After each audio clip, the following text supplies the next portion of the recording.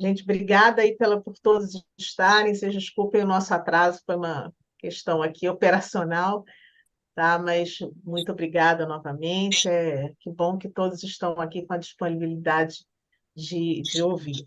Hoje a gente traz aqui para vocês, né, o seminário, né, que a Lilian, que já está aqui conosco, vai apresentar. O título, né, do seminário dela é O Sofrimento Existencial da Comunidade da Universidade de Minas Gerais e de Vianópolis, Desafios e Possibilidades de Enfrentamento. A gente vai... Divinópolis. Divinópolis, obrigada. Divinópolis. A gente tem aí 1 hora, né, para ouvir a Lilian. E durante esses 60 minutos, vocês fiquem à vontade para ir colocando as perguntas, tanto no Zoom quanto no YouTube, e o pessoal né, daqui da organização do Congresso vai reportando para a Lília, né, que a ideia é fazer Uhum, um espaço, que a gente tem um espaço de troca, né, que aí sempre enriquece a experiência que a Lília já vai compartilhar aqui conosco, tá? Então, Lília, uhum. passo a palavra para você, queria que você se apresentasse, o espaço é seu. Obrigada por Obrigada. estar conosco, Lília. Eu que agradeço, Larissa, né? Você, a organização, né? E dar os parabéns, né? Porque eu participo muito das coisas que o Marcelo faz e sempre tudo muito bem organizado. Eu acho que isso, para a gente, né, é algo importante. E Miriam, ela entrou, né? Então, assim, só apresentando, né? Eu sou docente da Universidade do Estado de Minas Gerais, né? Miriam é minha bolsista, né? Ela que fará a apresentação e eu vou trazendo a discussão, né, junto com ela. Então, eu queria passar para Miriam. Miriam, você quer que eu apresente, né? Que você está no celular, né? Eu Sim, eu não pode Lília, falar, consigo né? apresentar. Tá. Não, eu vou passar os slides para você, Ah, tá. tá? Lilian, eu Uhum. achava Oi. interessante você falar um pouquinho de você, né, de onde você fala, do lugar que você está, e a Miriam também.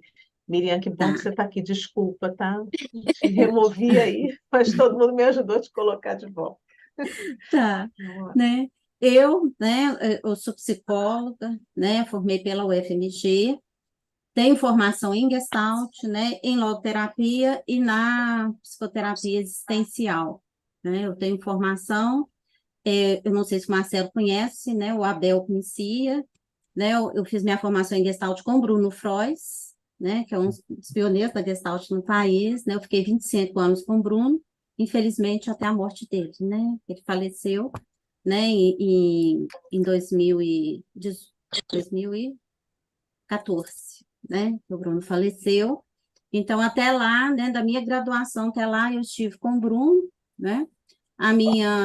Eu fiz a formação na existencial, né, durante 10 anos, e a formação na logoterapia, porque essa área existencial é o que me interessa. E são abordagens que conversam, né, entre si e, de alguma forma, se complementam, né? Eu vou passar para a Miriam, para ela se apresentar. Miriam. Oi, bom dia. Desculpa a demora por entrar. Eu me chamo Miriam, sou estudante de psicologia do sexto período da Universidade do Estado de Minas Gerais. Eu faço psicologia noturno. Eu não moro em Divinópolis, eu moro em Arcos, então estou falando com vocês aqui daqui de Arcos, Minas Gerais. E estou aí com a Lília nessa pesquisa que a gente vai apresentar hoje para vocês. Uhum. Eu também não sou de Divinópolis, tá, gente? Eu estou em BH. Tá? Eu vou abrir, Miriam, e eu queria, assim, principalmente para quem está no Zoom, que pode interagir, eu vou apresentar uma figura, e eu queria que antes da Miriam iniciar, que as pessoas colocassem a que essa figura as remete, tá? Eu só dividir aqui. Estão vendo? Sim, Sim? E está em tela inteira? não. Não? E agora? Não está cheia, mas dá para te ver pequenininha e tá boa a visualização. Pelo Tá? menos acho que as pessoas conseguem ver sim. Uhum. Deixa eu ver aqui Tá, no YouTube como é que tá. Também tá, você é pequenininha e a visualização boa, pode seguir. pode, né? Assim, a que essa imagem remete vocês? Eu queria que alguém se manifestasse.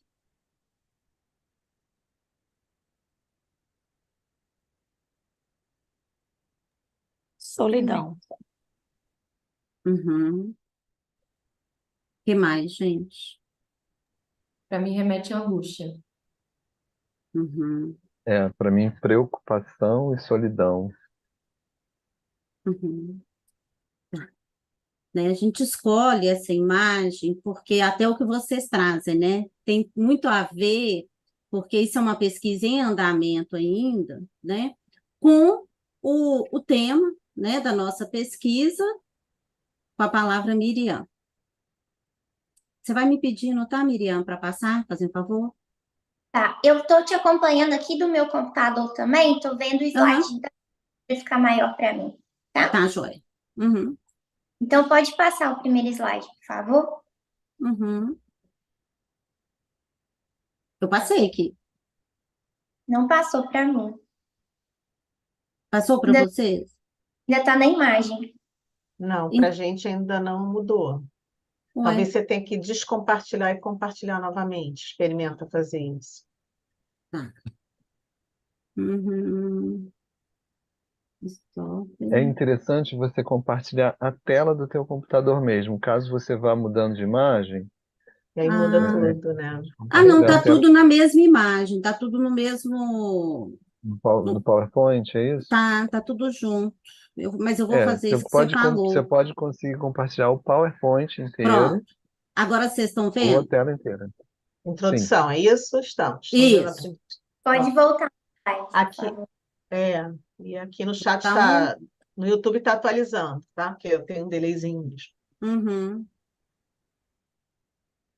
Ô, Miriam, eu não estou conseguindo voltar. Clica na setinha do. Voltei. Isso. Vai. Pronto. Obrigada. Tá. Pessoal, hoje a gente vai apresentar a nossa pesquisa, né? Que tem como título Sofrimento Existencial na Comunidade Acadêmica da UENG de Vinópolis, Desafios e Possibilidades de Enfrentamento. Esse projeto de pesquisa, ele faz parte do Programa Institucional de Apoio à Pesquisa, o PAPEQ, da Universidade do Estado de Minas Gerais. No nosso caso, né, a unidade de Vinópolis. Eu sou a aluna bolsista, né? A Lília é a minha professora orientadora, mas a gente tem também a Fabiana Goulart, que está como professora assistente, a Elisângela de Paula, a Natália Lopes e o Reginaldo Lopes da Silva, que também são pesquisadores assistentes que estão ajudando a gente nessa pesquisa. E para iniciar a apresentação e a introdução da nossa pesquisa, eu vou iniciar com uma frase que diz: se eu não faço, quem o fará? Se eu não o fizer agora, quando farei? Se eu fizer só por mim, quem eu serei? A gente percebe, né, que o sofrimento ele se apresenta na nossa sociedade desde a antiguidade e permanece até os dias atuais, né? E ele se apresenta sob diferentes terminologias e sob diferentes formas. Então, a gente vai perceber que essa busca pelo sentido da vida, essa constatação da solidão e do vazio existencial, que vão marcar os nossos modos de ser e de se apresentar na sociedade contemporânea. Então, o nosso projeto, ele vai se enquadrar, né? Ele vai se mostrar e tentar apresentar esse quadro de incertezas e busca por maneiras de lidar com esses modos de ser.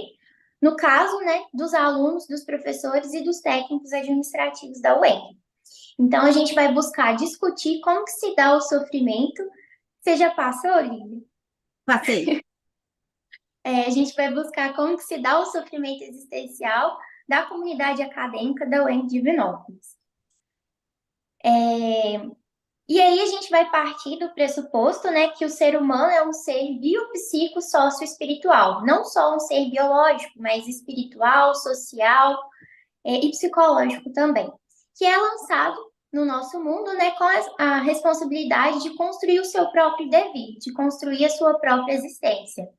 E aí, na nossa pesquisa, a gente utiliza vários teóricos, né? Como teórico principal, a gente utiliza o Viktor Frankl, que ele vai falar da existência do homem no mundo, né? Não se pode negar que o homem, ele também tem um sentido no mundo. Então, o homem está preparado para lidar com o sofrimento desde que ele veja sentido nesse sofrimento. Mas esse sofrimento, ele é relativo. Ele vai depender de cada pessoa, de cada ser humano. É um sofrimento único, é um sofrimento irrepetível e é um sofrimento que se mostra em um dado momento, em um dado tempo, em um dado espaço. E ele muda à medida que as situações mudam, né? À medida que o homem amadurece e também assim como as circunstâncias pedem essa mudança. Pode passar. A gente tem também, né, uma outra teórica, que é a Elizabeth Lucas, que ela vai afirmar, né, que o sofrimento ele é, então, inevitável.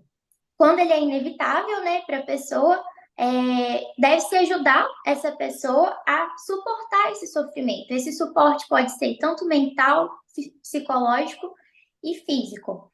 E a partir disso, a gente percebe que o sofrimento, ele anda de mãos dadas com a morte, ele está junto com a morte. E a partir dessa experiência de vivenciar esse sofrimento com a morte, que a gente encontra essas oportunidades de ver sentido nesse sofrimento.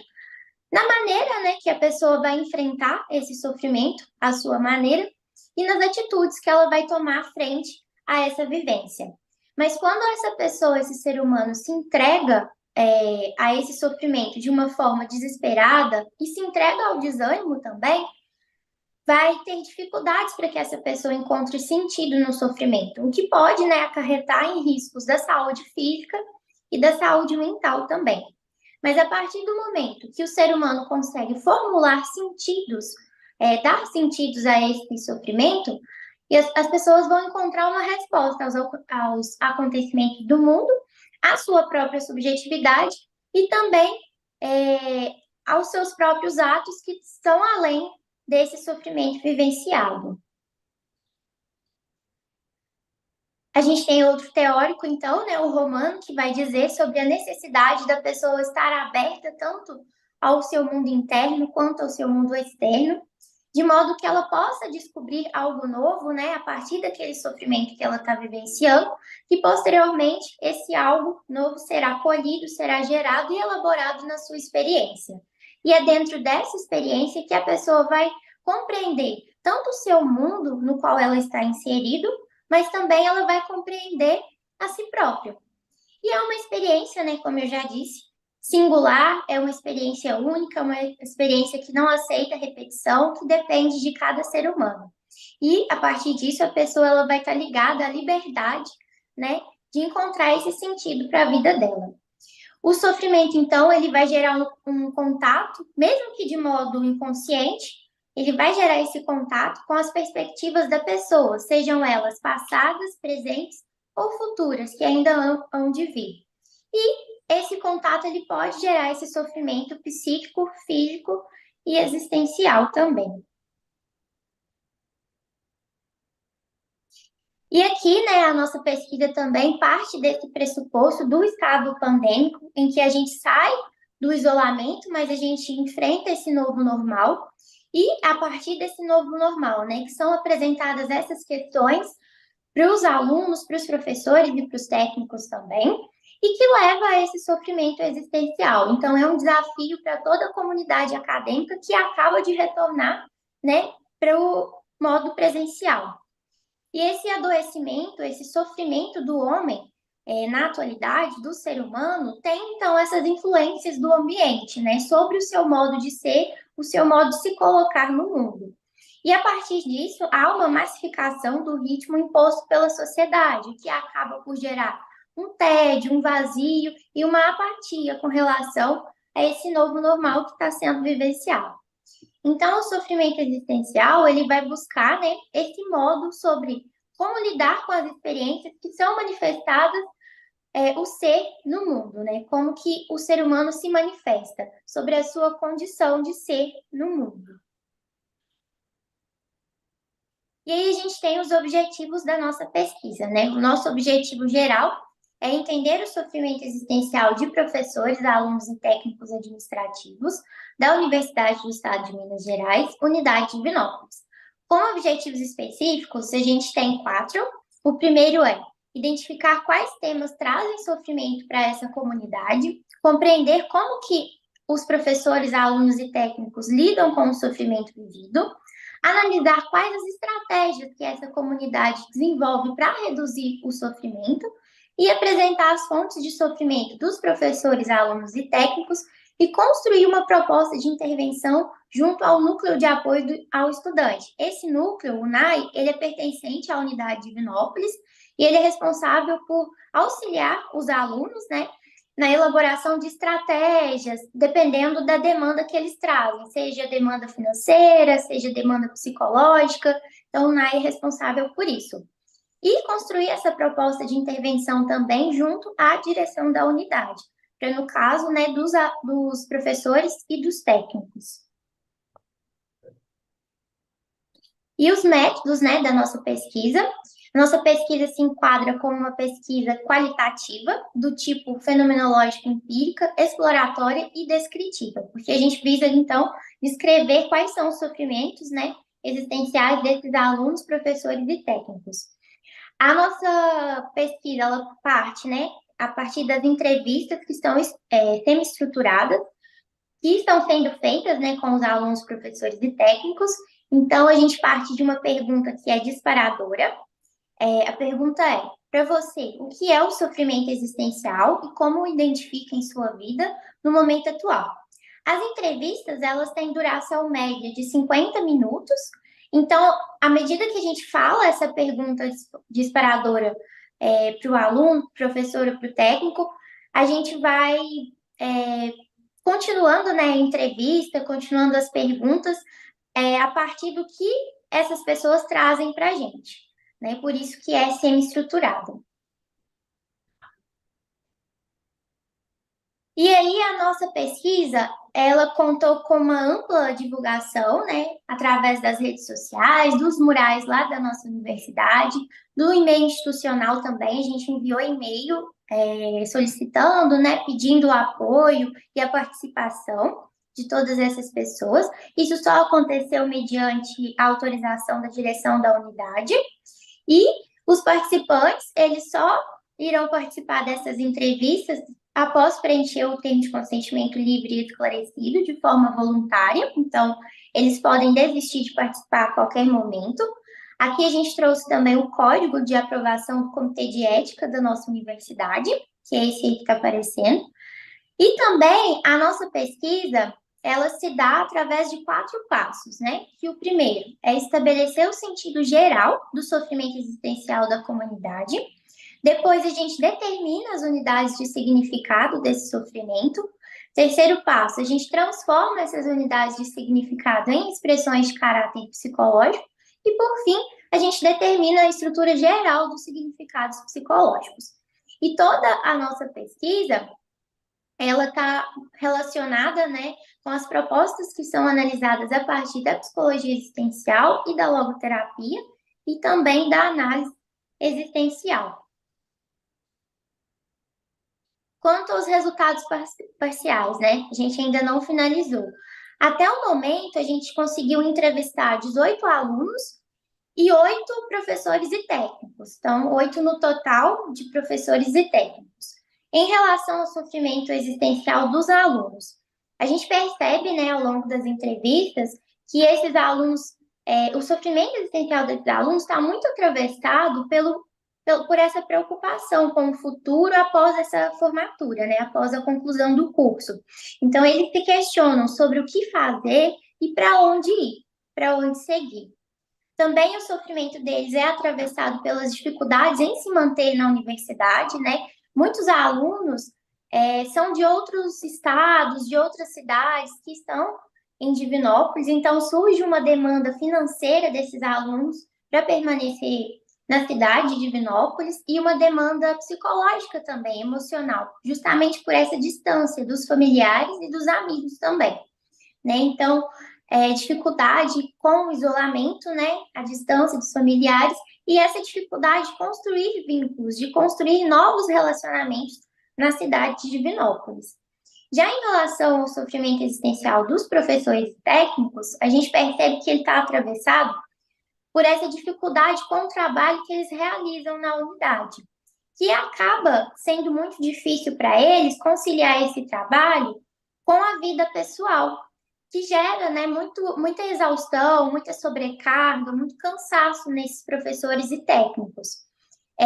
A gente percebeu também durante as entrevistas, né, que eles trazem essa busca por não pesar o outro, seja familiares ou os próprios servidores da UEM, com os seus problemas em relação ao trabalho e também em relação à vida familiar, né, à vida pessoal. Então, não pesar essas pessoas com seus próprios problemas, que acaba gerando essa sobrecarga tanto emocional quanto essa sobrecarga física também. E essa sobrecarga a gente percebe também muito devido a esse retorno, né, do remoto para o presencial pós-pandemia. Aqui a gente tem as referências, né, que foram utilizadas para a construção dessa apresentação, desse slide. E aí eu finalizo a minha apresentação. Isso. Eu só queria falar algo, né? Que eu vejo assim, a pergunta que deve estar, né? Mas espera aí, é um congresso de Gestalt, né? E a gente está falando em existencial. Mas eu, né, até pelas formações, não consigo conceber a Gestalt como a gente vê na maioria dos livros enquanto humanista, né? A Gestalt, ela está trabalhando o tempo inteiro com a conscientização, seja de si na relação com o mundo, seja de si na relação com o outro, e tendo como pano central o contato, né? Então, nessas entrevistas, o que é que a gente tem percebido muito, né? Foi até a Miriam que fez essa entrevista, que foi interessante, a pessoa descreveu, né, o sofrimento, o que era sofrimento existencial para ela, falou assim, eu não tenho sofrimento existencial, né? E a Miriam quase se deu vencida, né, Miriam? E aí a, ela começa a falar, e aí ela fala do sofrimento no trabalho, do sofrimento na vida familiar, dessa questão da sobrecarga que a Miriam trouxe, e é muito interessante no processo da entrevista como que a gente vê tanto uma busca, tanto uma conscientização à medida que a pessoa vai, né, descrevendo o que é o sofrimento existencial, o quanto que ela vai tomando consciência de si naquele momento, da própria realidade, e o que é o nosso, né, o nosso foco, segundo lá, que é produzir material para o NAI e para a direção, no sentido de intervenção, para minimização dentro da unidade desse sofrimento, é como que vai se dando os ajustamentos, né, criativos frente a esse sofrimento. Então, assim, a gente tem referências da Gestalt, mas na apresentação eu pedi para a Miriam colocar só o que ela tinha levantado dentro dos slides, né, não trabalhar. Então, assim, porque eu vejo às vezes assim, né, mas peraí, é um congresso de Gestalt, vocês estão falando de existencial, né? Mas, assim, eu não consigo conceber a Gestalt simplesmente, né, como alguns autores encaixam dentro do humanismo. Né? Até quando a gente pensa das influências sobre o PELS, né, a gente tem uma influência forte da fenomenologia, né, e não de uma fenomenologia, vamos lembrar, né, russeliana, né, porque o Russell ele não se aplica, né, à prática clínica, né? Então, assim, só esclarecendo, né, por que, né, a nossa referência aqui nos slides ficou só no existencial, porque eu foquei só naquilo que a gente estava descrevendo o sofrimento humano, tá bom? E eu queria, assim, né, se alguém tivesse alguma pergunta, que eu acho que a discussão, né, a ideia era só apresentar o projeto para que as pessoas pudessem e ver, assim, o quanto que o Marcelo colocou, foi Marcelo, Ana Paula e a Natilde, eu acho que falaram, da primeira, da figura que a gente apresentou, né? Como que o que vocês trouxeram da figura aparece no nosso resultado parcial de pesquisa, né? É vazio, é sofrimento, é solidão, né? A solidão tem estado muito presente para a gente e a gente vê, parece que hoje há um incômodo, né? Eu não posso dizer do meu sofrimento para o outro que eu vou sobrecarregar o outro. A gente tem ouvido isso constantemente e isso gera mais isolamento, tá? Mais esse sentimento de solidão, tá? Só comentando essa questão da Gestalt como um existencialismo, né? Assim, é, eu considero a Gestalt como um existencialismo clínico, né? Um existencialismo que se constrói na clínica, ou uma Uhum, fenomenologia clínica, né? Assim, uhum, uma forma de fenomenologia, uma forma de existencialismo, né? Então, eu acho totalmente pertinente. uhum, Me chamou a atenção, Lília, quando você estava contando, né, sobre a Miriam, lá, não se tem sofrimento existencial nessa fala, né? uhum, E como é que, de fato, a gente percebe uma naturalização de sofrimentos como se não fossem sofrimentos existenciais, né? Então, assim, uhum, e isso leva as pessoas para um lugar de não contatar esse sofrimento, de não falar desse sofrimento, você diz, eu não posso pesar para outra pessoa, né? O que está uhum, aí, né? Eu não posso entregar meu sofrimento, eu não posso uhum, nem compartilhar, sabe? E uhum, quando vocês escutam as pessoas, é esse lugar da fala, né? Sua própria fala já traz um contato diferenciado, né, com esses uhum, sofrimentos cotidianos, existenciais, né, que ela relatou lá. Qual é a preocupação dos alunos, né? Qual a preocupação dos professores? São coisas que a gente lida todos os dias e que de algum momento ficam, por algum motivo, né? Enfim, ficam naturalizadas, e quando eu naturalizo, meio que eu ando com aquilo sem olhar, né? E daqui a pouco a gente vê uhum, os estados de adoecimento, né? Que uhum, chegam na nossa clínica, né? É, uhum, a- Outra coisa bastante interessante da busca do sentido, né? Que nem sempre, né? O próprio Viktor Frankl fala, nem sempre no momento a gente consegue dar sentido àquele sofrimento, mas uhum, que a gente precisa passar por ele, né? Passar por uhum, ele, e aí a clínica tem também essa função, né? Na medida do que das possibilidades, né? Dos ajustamentos possíveis, criativos possíveis, né? Como passar por aquele sofrimento, né? E não tirar o sofrimento, né? Que uhum, é o lugar diferente que a Gestalt ocupa, né? Acho que na nossa clínica, até estava sendo falado na mesa um pouquinho antes, né? Que o nosso lugar uhum, não é ficar gerando conforto o tempo todo, entre aspas, né? Meu entendimento, mas sim, dentro do possível, como atravessar determinados sofrimentos, né? Existenciais que vão acontecer mesmo. uhum. E aqui a gente tem uma pegadinha da pesquisa, Ah, né? Porque é pesquisa, não é intervenção. Então, às vezes, sim, na entrevista, né, sim. tanto a Miriam quanto os outros participantes, assim, se segurar para não intervir, né? Porque está lidando com algo de um sofrimento, às vezes, tão grande para a pessoa, Sim. e a gente está ali do outro lado, tendo a possibilidade, assim, saber como intervir, mas não pode, né? Porque isso aqui é uma pesquisa, né? Isso não é uma intervenção clínica.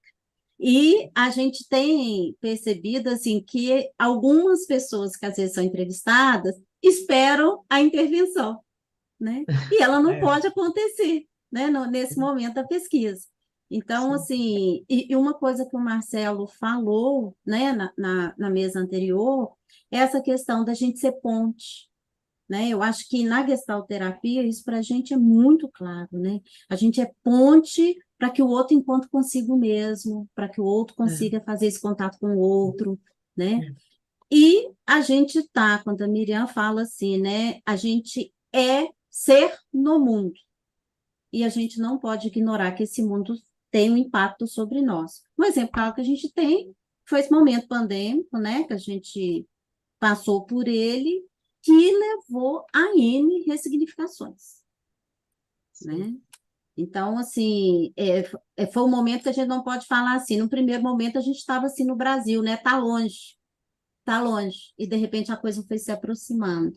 E de repente ela se deu dentro da casa da gente, né? Então, foi um processo difícil e que está tendo impacto até agora, né? As pessoas se isolaram de tal forma que a gente tem visto com os alunos essa dificuldade de fazer o contato com o outro. Querem se vincular, mas perderam a habilidade para isso, né?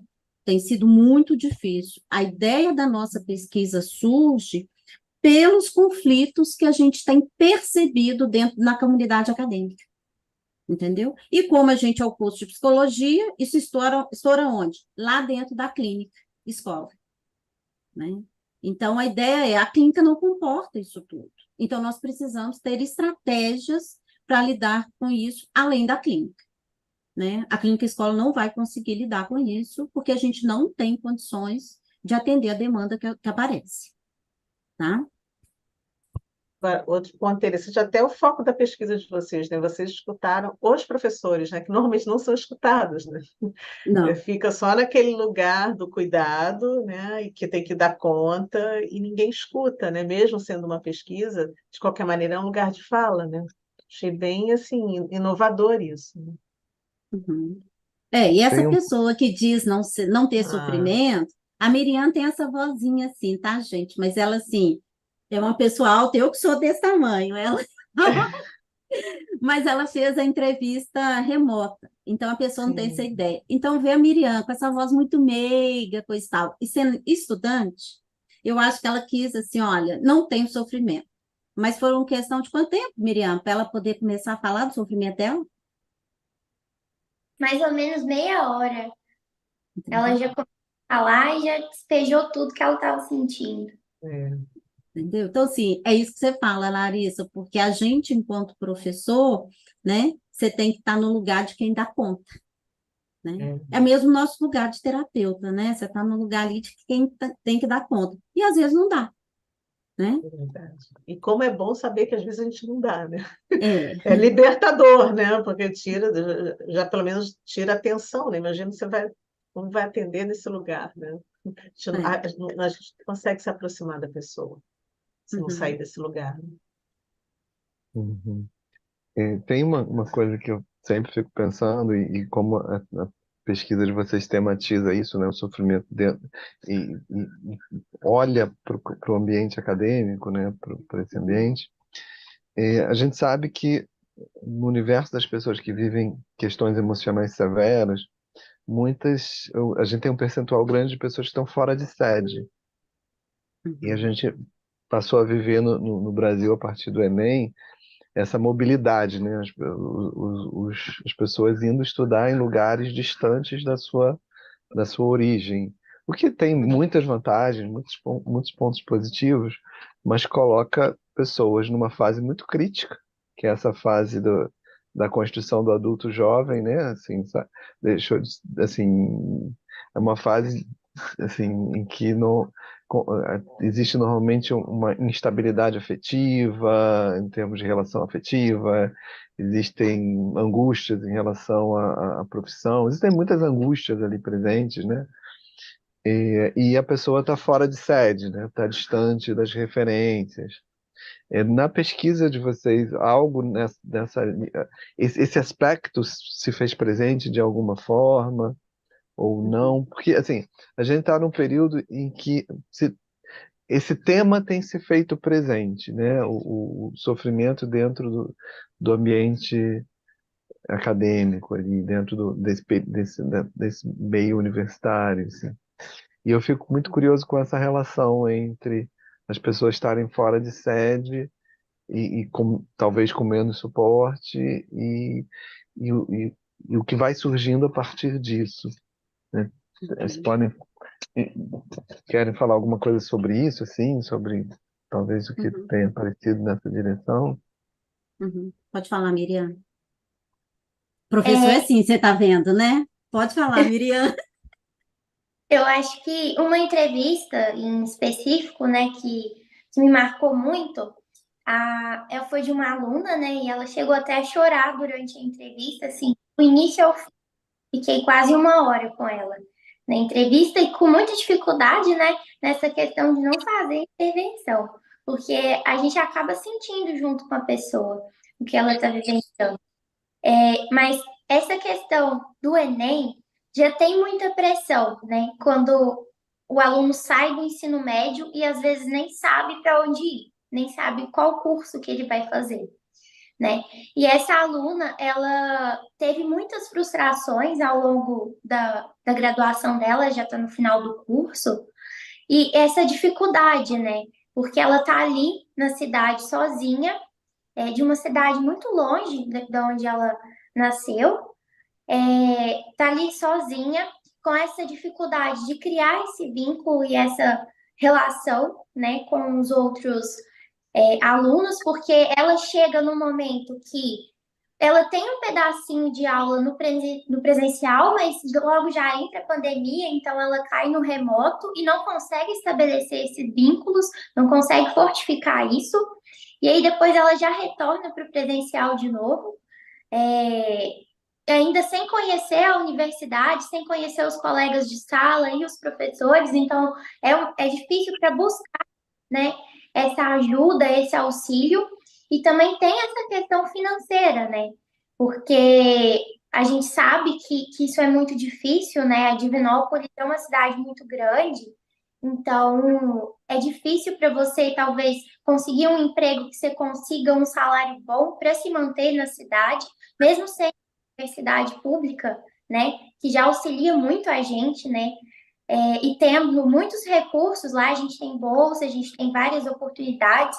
Então, junta isso tudo, né? Questão financeira, questão de estabelecer vínculos, o que acaba abalando o psicológico, né? Ainda tem a questão familiar, porque a nossa vida como aluno não se dá somente na universidade, né? Não é só o curso, a gente tem os problemas de casa também. E ela está passando, né, por momentos difíceis com os familiares dela, a única mulher dentro de casa. Então a gente percebe sim, né, toda essa dificuldade, todo esse sofrimento que é atravessado não só pelas questões da faculdade, desse sair do ensino médio e entrar no curso, mas também por toda essa questão financeira, econômica, por essa questão familiar e por essas questões pessoais de não saber para onde ir, para não saber onde correr, né? Quem buscar ajuda, né? Isso é muito difícil lá para a gente e a gente vivencia isso mesmo. Uhum. Pessoal, tem uma pergunta aqui. É, vamos lá, eu vou ler aqui, tá, do YouTube. Alguém tinha sinalizado aqui. Querem Sim. ler? Você pode ler. Se você quiser ler, pode ler, fica à vontade. Então, é que eu estou vendo aqui, tá bem do ladinho. Então tá bom. É da Elisângela Andrade. Isso. O que me chama a atenção é quando se pergunta o que é sofrimento. As pessoas se incomodam, pois acreditam que as dificuldades enfrentadas não são sofrimento, né? Se normaliza o sofrimento. Uma boa reflexão, né? O que é sofrimento? Uhum. E justamente por isso, né, porque às vezes a gente vê muito, eu acho que até o Adriano, né, o Holanda tem um artigo junto com o Goto sobre isso, né, de se dizer uma pesquisa fenomenológica, mas não seguir os critérios de uma pesquisa fenomenológica, né? Porque quando a gente fala em fenomenologia, eu gosto muito de voltar com os meninos no Dilthey, né? O que é uma psicologia compreensiva, o que é uma psicologia explicativa, né? A nossa ideia aqui é trabalhar dentro de um caminho compreensivo. E aí essa descrição, porque assim, a gente tem visto uma descrição diferente do que vem a ser sofrimento existencial, né? Muito focado nessa minha relação com o meio com o qual eu estou. Então, assim, às vezes a gente tem sofrimento existencial, é uma vivência de vazio, é uma dificuldade de se colocar, né? Porque a gente tem visto isso que o Marcelo traz, de os alunos virem de locais diferentes, seja dentro do próprio estado, seja do país, que a gente tem alunos, né, de outros estados, na universidade, seja, né, no sentido assim, olha, de esses que são, né, do 10º período, o que acontece? Eles tiveram um curso, uma parte presencial, não tiveram tempo de se encontrar, entrou no remoto, né? E voltam pelo presencial, e aqueles que entraram durante a pandemia, nem a universidade conheciam, não conheciam o espaço físico. Então, uma dificuldade de se encontrar ali muito grande. Por quê? Para quem dá aula, né, a gente sabe que durante, né, o isolamento, a gente dava aula para bolinhas, né? Não, era raramente a gente tinha um aluno com câmera aberta, né? As minhas disciplinas, até como posso reclamar, não, como eu dou clínica, os alunos acabam se interessando mais e eu faço perguntas pontuais. Então, eles são obrigados a abrir a câmera para responder. Mas a gente teve isso, então os alunos nem se viam. Então chegaram dentro da universidade como desconhecidos, né? Eles chegaram lá, eles estão no 10º, então eles chegaram no 7º, 8º, né? Como se estivessem entrando no primeiro. Então, o momento em que já era exigida uma maturidade deles, porque eles iam, né, para os espaços de intervenção, seja dentro da clínica escola, seja a gente tem um trabalho grande fora da universidade, seja em outros, né, espaços que a universidade atua. Mas eles chegavam como precisando, né, ter uma maturidade, mas se sentindo lá calouros dentro da universidade. Então, a gente ainda teve isso, Marcelo, né? Tem a questão, eu venho de fora, né? Eu estou aqui sozinho, sem suporte, né? Emocional, que às vezes os meninos precisam, né? Físico da família, tem um suporte financeiro, às vezes um suporte precário, né? E ainda assim, sou novo aqui, mas sendo cobrado como se eu já estivesse aqui há um tempo, né? Porque, sim, a gente tem, sim, um hiato aí nessa formação durante esse momento de isolamento, né? A gente acabou, né? Eu acho assim, Marcelo, dando aula, ter facilidade, que você está no remoto desde 2000 e quanto, né? Que eu né? venho participando Justamente. aqui no IGT, sei lá, muito, muito antes, né? Da pandemia. Marcelo, desde sempre no remoto, né, Marcelo? Então, a gente que já estava nisso, uma facilidade maior. Agora, para quem nunca tinha vivido, foi muito difícil. Então, a gente está sentindo esse efeito também, tá? E aí eu acho que essa quase minimização daquilo que eu vivo enquanto sofrimento. A gente, que é o que a Larissa tinha falado, Elisângela, né, que colocou, e que a Também falou. Elisângela coloca agora, né? Há isso. E nessa entrevista que a Miriam fez, isso foi o mais explícito. Não, não tem sofrimento existencial, né? E ela chegou a falar, né? Ela não encontra o sofrimento existencial porque ela não considera que aquilo que ela está passando tem uma proporção de ser um sofrimento. Porque ela me falou que já está na zona de conforto dela. Então, ela não considera aquilo que ela está vivenciando como sofrimento. Não tem a proporção que ela acha que teria um sofrimento. Uhum. Uhum. E pensando aí na neurose, né, é justamente isso, né? Ficar ali sem pensar em possibilidade diferente, né? É isso aí, né? Cristaliza nesse ponto. É. E se você pensar o adoecimento em Gestalt, né? Que ele caminha muito pela falta de contato, Sim, né? sim. Quando eu digo, eu, né, não vejo na minha vida, né, sofrimento. Eu esqueci a frase, Miriam, qual que foi? Ela falou que o sofrimento dela não tinha proporção, né? Para ser Isso. considerado um sofrimento. Isso. Aí percebe como que a pessoa se tira de cena, o sofrimento é dela, né? E de alguma forma, quando ela fala isso, ela está remetendo a um sofrimento que ela considere maior que o que ela vive, né? É uma desensibilização também, né? E até É, para olhar outro sofrimento, deve estar com aquele outro sofrimento longe, né? Também não tem uma, né? Porque a gente não se desensibiliza só para si, né? aham, Vai para fora também, né? para fora também, É bem né? muito interessante, né? E como é que e de novo assim, eu sei que não é claro, não é terapia, mas o espaço de fala já fez ela chegar no sofrimento, né? Ou seja, de Isso. alguma maneira o organismo também caminha para se regular, de alguma maneira ela encontrou Uhum, essa fala de que não é bem isso. assim, né? É. E uma descrição que a Miriam traz, né, Miriam, foi a expressão dela à medida que a entrevista foi acontecendo, né? O que que você percebeu, Miriam? Ela vai se mostrando com um olhar muito triste, né? Muito cansado.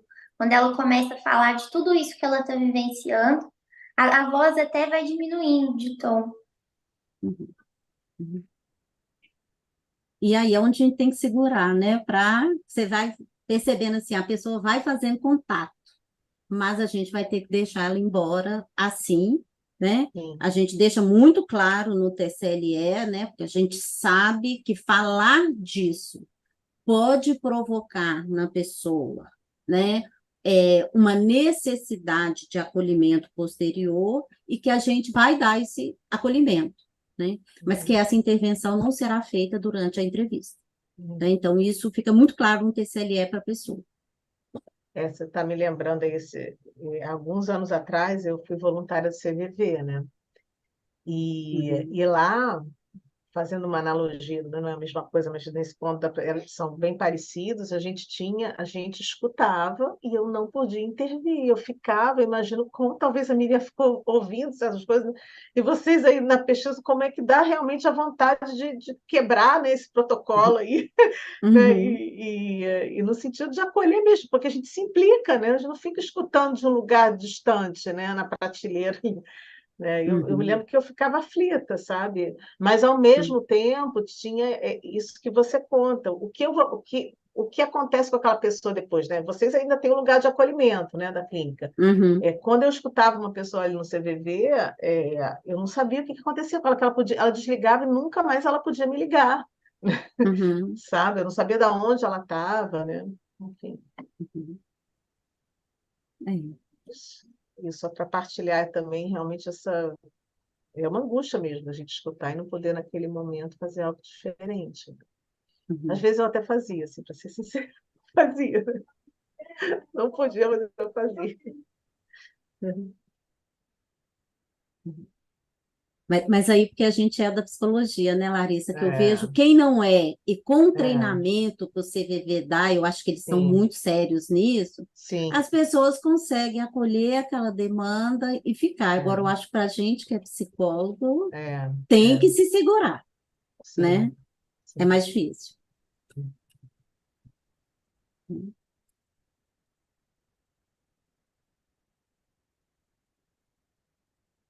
Naquele chat que eu mutei aqui sem querer.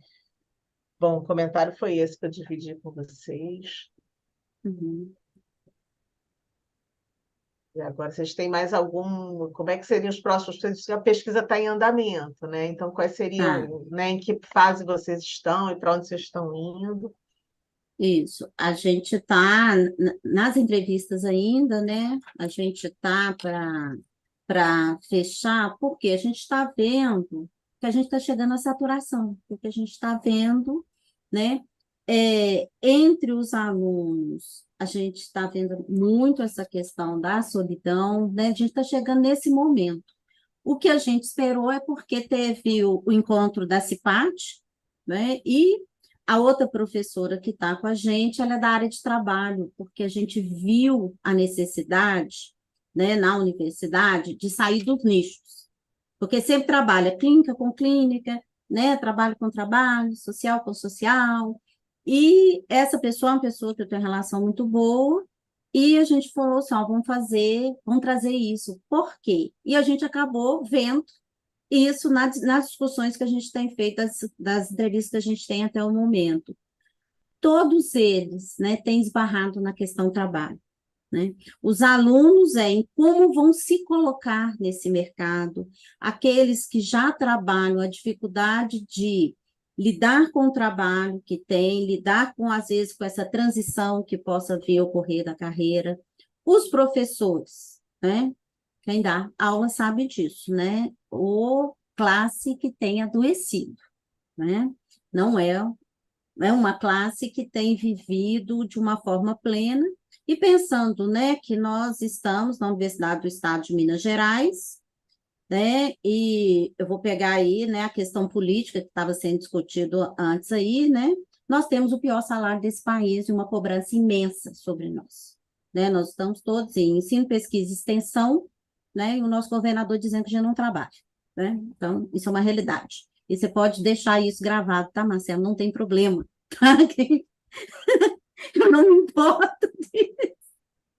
Então, assim, e a gente tem que lidar com essa clientela que tem chegado muito adoecida e o nosso técnico, né? Que a gente, assim, tem um corpo ali, né? Um pessoal técnico muito bom, a gente tem uma relação muito boa com os técnicos e a gente tem também esses técnicos, né?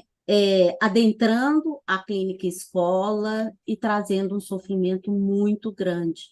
com relação a essas relações dentro dos setores.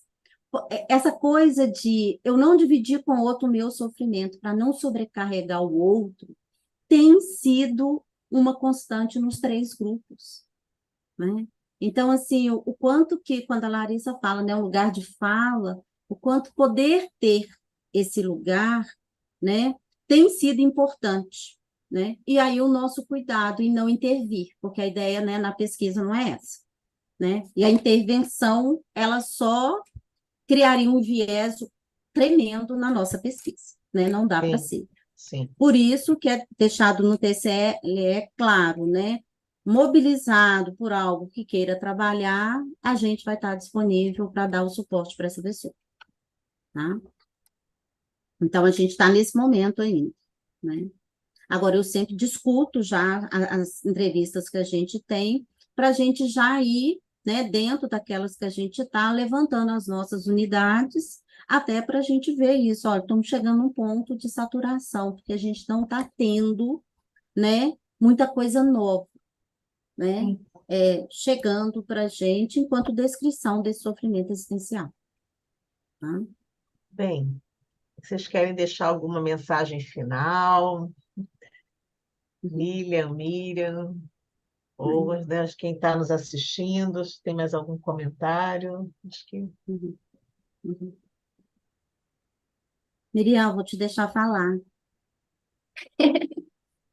Agradecer a oportunidade, né, de levar a nossa pesquisa para todo mundo que está assistindo e falar sobre essa importância, né, de considerar sim tudo que a gente sente, cada sofrimento e dar sentido, né, a tudo isso, porque o que a gente sente é importante e deve ser sim considerado, né, e não comparado com o sofrimento dos outros. Cada sofrimento, como eu disse na apresentação, é único e não é repetido, né? E é dado num marco temporal. Agora a gente está vivenciando, sobretudo, o pós-pandemia, né? Que tem impactado todos nós. Mas agradecer mesmo pela oportunidade. Uhum. a gente aqui também, né, do IGD, e assim, de vocês dividirem com a gente, né, contar para a gente o que as pessoas não querem contar, né? Que né, as pessoas talvez não querem falar sobre aquilo, e que bom que vocês estão, né, partilhando, que é uma chance de fazer com que as pessoas, de alguma maneira, sejam vistas, né? Com aquele sofrimento Uhum. seja olhado, tá? Isso. É E eu acho isso. que ressaltar a importância disso, de vocês terem aberto um espaço para as pesquisas que a gente está realizando, né? Eu acho que isso é importante, que às vezes a gente até está trazendo os resultados de pesquisa da gente, né? Mas aí a gente fica em algo que a gente ressalta e pronto. Eu acho isso. E de pensar que a gente pode fazer pesquisa em Gestalt, né? A gente tem como fazer, e nas questões que têm aparecido, o quanto que a Gestalt, né? A gente, enquanto Gestalt terapeuta, o quanto que a Gestalt possibilita trazer uma ressignificação desse sofrimento. É interessante, né? Aproveitar para comentar isso, assim. É, eu fiz o meu mestrado, a referência foi a Gestalt, e no meu doutorado a referência também foi a Gestalt. E no doutorado, como teve mais tempo, principalmente porque a pandemia também aumentou o doutorado, né? E o tema era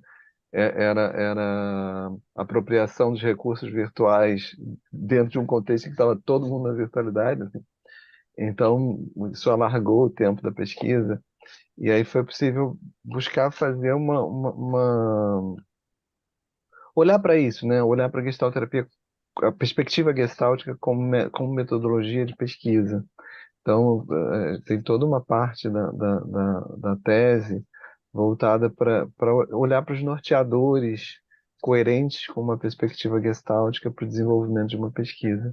Isso vai ser publicado daqui a pouquinho, na verdade já era para ter sido, mas eu acho que talvez seja até uma contribuição interessante pensando nisso, né, na Gestalt como metodologia de pesquisa, porque é uma forma de aproximação da realidade, né? Então, nada mais interessante do que usar essa referência na pesquisa mesmo, né? Assim, eu acho uma referência muito potente. Então, fazendo uma propaganda aí, tá? Queria, Larissa já fez os agradecimentos, né? Mas queria aproveitar também para estar agradecendo a contribuição de vocês, agradecendo a presença de todos aqui, né? Uhum. Nós que Ok. agradecemos, viu?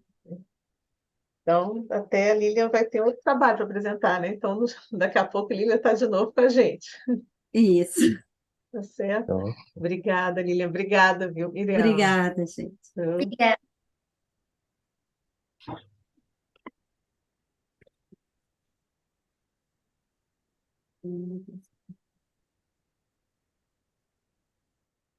Esperar um pouquinho para encerrar aqui, depois eu encerro lá no YouTube quando terminar. uhum. Tá certinho aí para encerrar a transmissão? Tá, já foi. Esperar um pouquinho, né? Que ainda está acontecendo no YouTube, tem que esperar terminar lá, né? Não, não. Você vai precisar de tirar aqui para depois tirar lá. Ah, é? Tá. Aham. Primeiro tira o próprio Zoom. Vou fazer isso. Até tchau, gente.